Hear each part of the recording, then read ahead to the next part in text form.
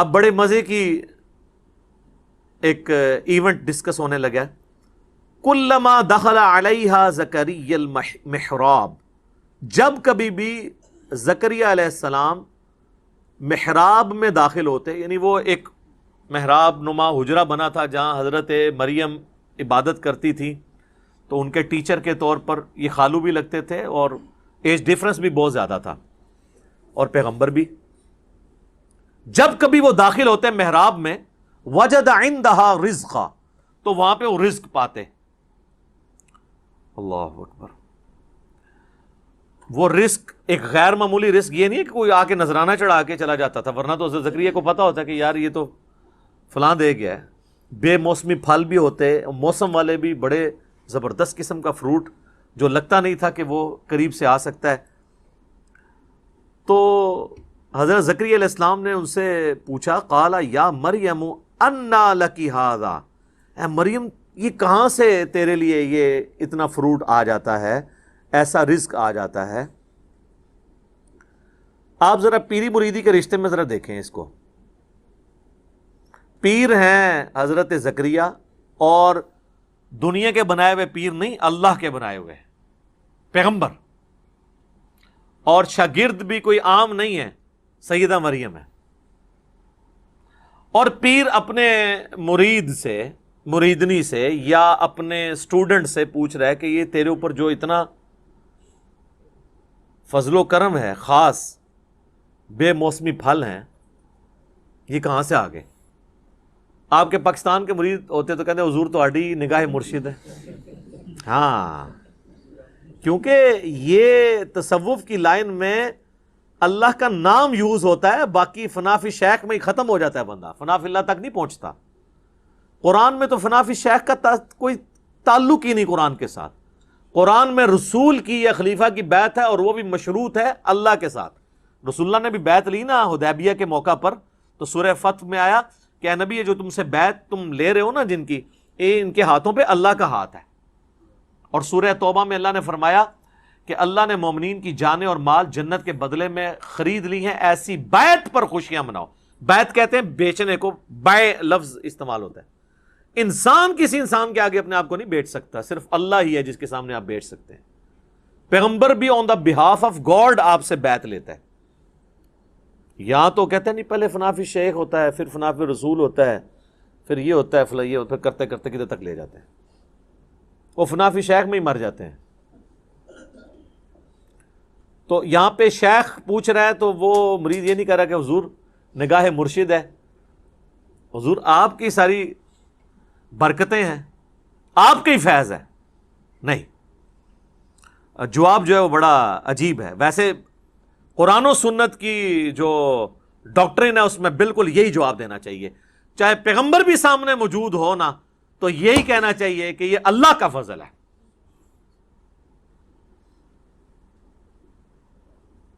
قالت ہوا من عند اللہ، وہ کہنے لگی اللہ کی طرف سے آتا ہے. اللہ اکبر. ان اللہ یرزق من یشاء بغیر حساب، بے شک اللہ جسے چاہتا ہے بغیر حساب و کتاب کے رزق عطا فرما دیتا ہے. اب یہاں تو ہونا چاہیے تھا بھی تجھے بات کرنے کی تمیز نہیں ہے، میں نہیں اللہ کو مانتا، تو مجھے بتا رہی ہے کہ اللہ کی طرف سے، اللہ کی طرف ہی آتا ہے سارا کچھ، اللہ ہی کرتا ہے. پر کوئی ساڈا بھی وچ نظر ہے نا، فیض ہے نا، ساڈے ہی صدقے تسی کھا رہے ہو نا. صدقے صدقے سب انڈیا پاکستان بنگلہ دیش دیا بیماریاں نے. قرآن میں یہ چیز نہیں ہے. قرآن بالکل واضح ہے اپنے عقائد اور نظریات کے اندر. اور نبی علیہ السلام کی اگر زندگی آپ دیکھیں تو وہ تو آپ کو اس معاملے میں بہت سینسٹیوٹی کا لیول نظر آئے گا. صحیح مسلم میں حدیث ہے، کتاب الجمعہ چیپٹر میں، جمعے والے چیپٹر میں، نبی علیہ السلام کے سامنے ایک صحابی نے خطبہ دیتے ہوئے کہا، من یطع اللہ ورسولہ فقد رشد، جو کوئی اللہ اور اس کے رسول کی اطاعت کرے وہ کامیاب ہو گیا. ومن یعصہما فقد غوا، اور جس نے ان دونوں کی نافرمانی کی وہ گمراہ ہو گیا. میرے بھائیو، اس جملے میں نہ تو کوئی لٹریچر کی خرابی ہے، نہ یہ آؤٹ آف کانٹیکسٹ ہے، کیونکہ بات اس سے سٹارٹ ہوئی ہے جو اللہ اور اس کے رسول کی اطاعت کرے وہ کامیاب ہو گیا، جو ان دونوں کی نافرمانی کرے وہ ناکام ہو گیا. کوئی خرابی اس میں نہیں ہے لٹریچر کی. لیکن نبی علیہ السلام کو اتنا غصہ آیا، آپ فرمایا بئس الخطیب انت، کتنا برا خطیب ہے تو. اور پھر آپ نے یعنی اس کو ایک تو غصہ نکالا، وَإِنَّكَ لَعَلَىٰ خُلُقٍ عَظِيمٍ، لیکن امام الموحدین بھی ہیں. یہ ڈانٹا ہے تو ڈانٹا ہے، اس کے باوجود اتنا لوگ جو ہے شرک کی طرف جا رہے ہیں. نہ ڈانٹا ہوتا تو کیا کر رہے ہوتے؟ آپ فرمایا تم کہو مَن يَعْصِ اللَّهَ وَرَسُولَهُ فَقَدْ غَوَىٰ، جو اللہ اور اس کے رسول کی نافرمانی کرے وہ گمراہ ہوا. تم نے یہ کیوں کہا کہ ان دونوں کی کرے؟ وہ آگے سے کہہ سکتا تھا یا رسول اللہ میں نے کوئی آپ کو اللہ مان کے تو نہیں کیا، میں آپ کو اللہ کا بندہ ہی سمجھتا ہوں، آپ کو میں غیر مستقل بذات سمجھتا ہوں. عطائی ہے وہی کہانیاں جو تمہیں کرائی جاتی ہیں، جو اسی بھی کراتے رہے اپنے کسی زمانے میں. اس زمانے میں یہ کہانیاں نہیں تھی. آپ نے کیٹاگوریکلی فرمایا کہ تو کہہ اللہ اور اس کے رسول کی نافرمانی، یہ نہ کہ ان دونوں کی. حالانکہ وہ کوئی غلط نہیں تھا، پہلے وہ کہہ چکا تھا اللہ اور اس کا رسول، سٹارٹ سے ہی دونوں کہتا پھر تو غلط ہوتا. لیکن نبی الاسلام نے احتیاط کا یہ پہلو رکھا. اور ابو داؤد میں اس کا ایک طریقہ ہے، اس میں آگے الفاظ ہیں، آپ نے فرمایا قم اذهب، اٹھ اور ادھر سے نکل. اتنا غصہ. حالانکہ آپ کے اخلاقیات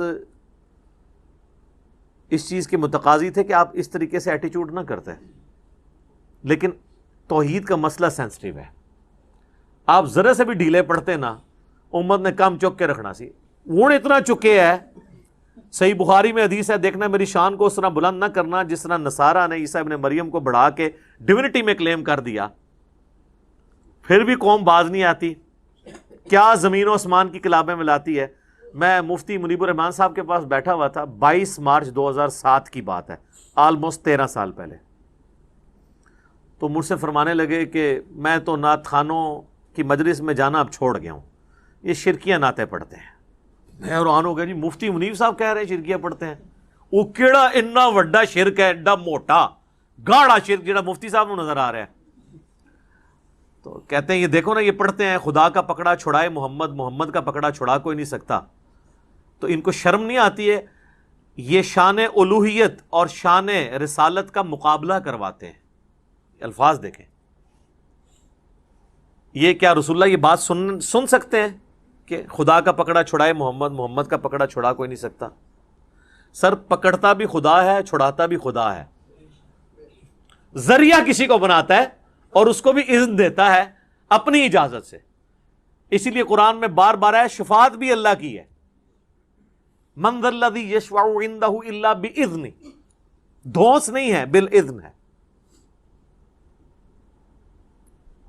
یہ اس طرح کے جملے بولنا، پھر اس کو کہنا دیکھیں نا جی وہ قیامت دن لوگ پکڑے جائیں گے تو حضور چھڑوا لیں گے.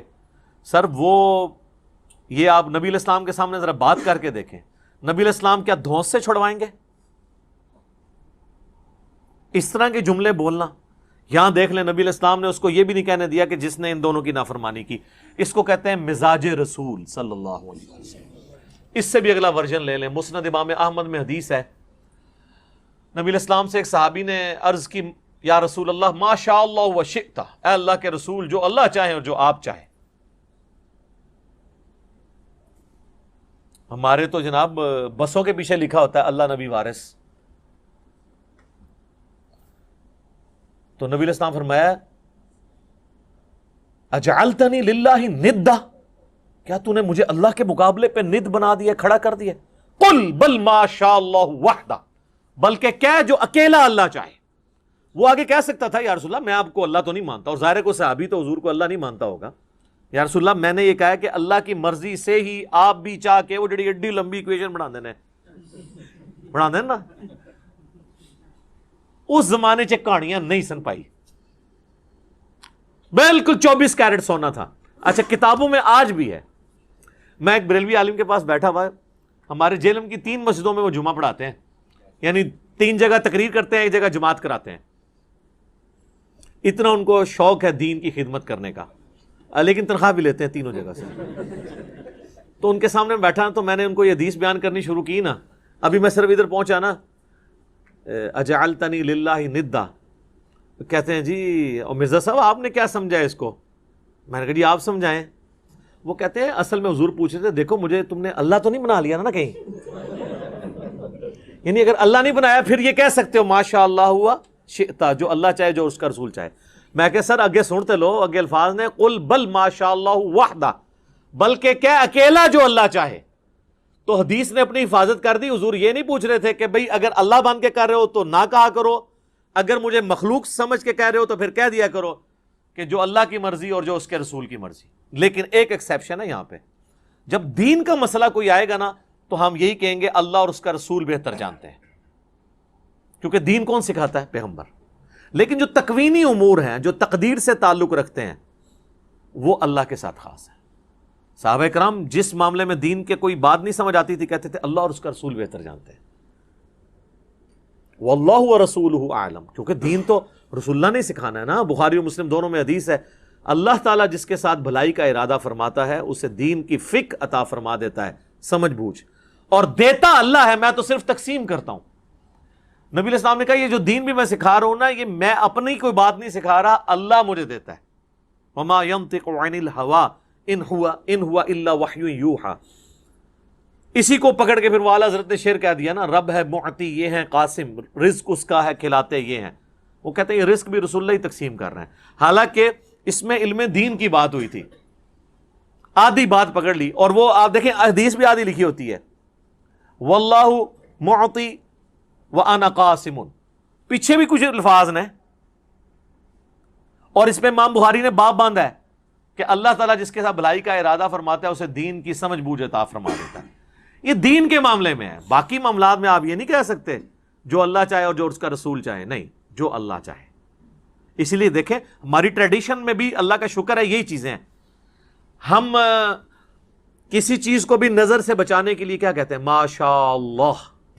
کسی نے آج تک کہا ماشاء اللہ و رسول؟ مستقبل کے لیے ارادہ کرتے ہیں تو ہم کیا کہتے ہیں؟ انشاءاللہ. کسی نے کہا کبھی انشاءاللہ و رسول؟ ٹریڈیشن میں, کتابوں میں ہر چیز اپنی جگہ صحیح فٹ ہوئی ہوئی ہے. ہاں باقی پھر جب اس میں خرابیاں آنا شروع ہوتی ہیں تو پھر آپ دیکھیں اس میں تو پھر وہ پیر کو بھی بیچ میں ڈال لیتے ہیں. کئی لوگ ہیں وہ اپنے کئی ایک دنیاوی معاملات میں بھی کہتے ہیں نہیں پہلے میں پیر صاحب سے مشورہ کروں گا پھر میں اس کے مطابق چلوں گا. یہ ان کی یعنی ایک گراوٹ کا لیول ہوتا ہے. تو یہ حضرت سیدہ مریم نے امت کو عقیدہ دے دیا ہے, اپنی ماننے والوں کو بھی اور ہمیں بھی, ہم بھی ان کے ماننے والے ہیں کہ آپ نے یہی کہنا ہے کہ اللہ جسے چاہتا ہے بغیر حساب و کتاب کے رزق دیتا ہے. آپ جب حضرت زکریا علیہ السلام نے یہ بات سنی نا, سر دیکھیں, ہنالک دعا زکریا ربہ, این اسی وقت اسی جگہ پر, دیر اینڈ دین. ہنالک عربی میں استعمال ہوتا ہے اسی وقت اسی جگہ پر دعا کر دی انہوں نے. قال رب هب لي من لدنك ذرية طیبہ, اے رب میرے مجھے اپنے پاس سے ایک پاکیزہ اولاد عطا فرما, انک سمیع الدعاء, بے شک تو دعاؤں کا سننے والا ہے. سورہ مریم میں تو ڈیٹیل ہے کہ وہ پوری تمہید بناتے ہیں کہ مجھے ایک اولاد چاہیے جو اولاد یعقوب کی وارث بنے, یعنی بنی اسرائیل کی, اور یہ جو میں ہیکل سلمانی کی دیکھ بھال کر رہا ہوں تو مجھے بھی ایک اپنا ایک گدی نشین آپ سمجھ لیں, خانقاہ نشین, یہ لیکن اللہ کی خانقاہ, جس کے لیے ہم خانقاہ کا لفظ اپنی امت میں دار ارکم, ہم اس اکیڈمی کو دار ارکم کہتے ہیں, کیونکہ نبی علیہ السلام کو جب یہ لوگ کون جن کی اولادیں آج دین کا کام نہیں ہمیں کرنے دیتی, ان کے باوجداد جب کھلے عام دعوت و تبلیغ نہیں کرنے دیتے تھے تو نبی علیہ السلام دار ارکم میں بیٹھ کے تو لوگوں کو دین سکھایا کرتے تھے. اس لیے ہم نے اپنی اس اکیڈمی کا نام دار ارکم رکھا ہوا ہے اس اعتبار سے. تو خانقاہ کا لفظ بھی آپ یوز کر سکتے ہیں, لیکن وہ چونکہ اب کافی بدنام ہو چکا ہے تصوف کی وجہ سے, اس لیے دار ارکم. پھر جب ہمارے نبی کی سنت دار ارکم ہے تو ہم کیوں ہیکل کا لفظ یا معبد کا لفظ استعمال کریں؟ ہمیں وہی ٹرمز یوز کرنی چاہیے. عبادت گاہ کے لیے مسجد کی ٹرم, اسی لیے ہم نے مسلم کی ٹرم بھی عام کی ہے کہ نہ میں وابی نہ میں بابی, میں ہوں مسلم علمی کتابی. آپ ساری وہ ٹرمنالوجیز یوز کریں جو قرآن اور سنت کے اندر آئی ہیں, فخر کے ساتھ کریں. مؤمن, مسلم, مسجد, یہ سارے الفاظ استعمال کریں.